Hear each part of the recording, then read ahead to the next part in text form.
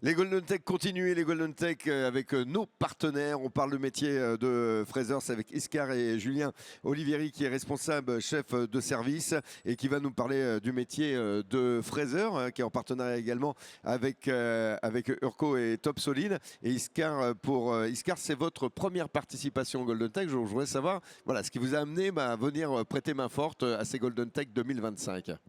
Alors en fait, pour nous, il était intéressant et important de donner de la visibilité à nos métiers. Alors en fait, bon, comme on le sait tous, on cherche pas mal de monde dans l'industrie, on a des pénuries de main-d'œuvre. Et en fait, l'image de l'industrie n'a pas toujours été très positive. Et on cherche un petit peu à redorer un petit peu notre blason, sachant que les choses ont beaucoup évolué depuis pas mal d'années. Et nous, on cherchait aussi à faire une démo avec Urco depuis pas mal de temps, et c'était l'occasion pour nous de bosser en collaboration avec eux, et puis d'apprendre à se connaître aussi.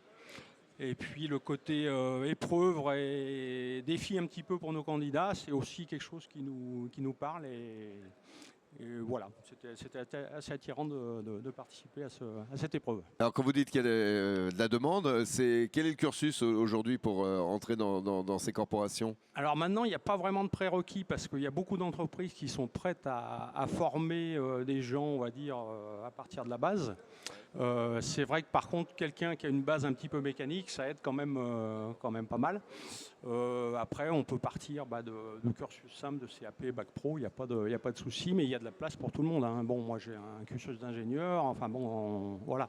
Je pense que l'industrie, il y a vraiment des postes intéressants à tout niveau, et surtout, ce qui est très intéressant, c'est que ce sont des métiers où il n'y a pas de répétitivité, de lassitude, quoi. Il y a une évolution permanente, j'imagine. On ne fait jamais la même chose, c'est vraiment très très varié. Donc je pense que pour notamment tous les jeunes qui viennent nous voir, il y a vraiment des choses très intéressantes pour eux à faire.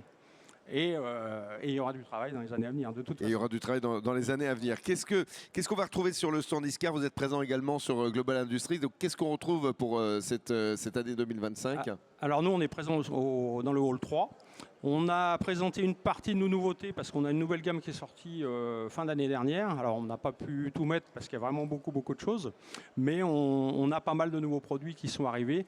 Alors nous, notre leitmotiv, c'est vraiment l'innovation et la productivité. On investit énormément en R&D. Donc on veut vraiment chercher à se différencier via ce biais. C'est un petit peu notre moteur. Voilà. Quand on cherche vraiment la productivité et si on veut aller chercher la petite bête, on est là. Voilà. Alors on a parlé avec Philippe Chevalier, on a parlé effectivement de la difficulté pour réaliser la pièce qui est présentée sur le métier de fraiseur, vous qui êtes arbitre sur cet espace. Vous pouvez nous parler justement de l'évolution pendant ces 3 jours, ce que vous avez observé, qu'est-ce qui a été plus difficile pour les différents candidats? Alors, ce qui est assez intéressant pour nous, c'est qu'on a des gens qui viennent de différents horizons. Donc, il y a des purs programmeurs, il y a des gens d'atelier, il y a des gens qui sont un petit peu entre les deux, des méthodistes. Et ce qui est rigolo, c'est que l'approche est assez différente suivant la typologie de métier duquel vient le candidat. Après, c'est vrai que l'objectif de faire ça en 3 heures est très ambitieux parce qu'il faut vraiment optimiser son temps et arriver à cerner le temps de réalisation dès le début de l'épreuve, j'ai envie de dire, et arriver à découper un petit peu ces cycles pour sortir le produit en finale. Donc c'est pas facile.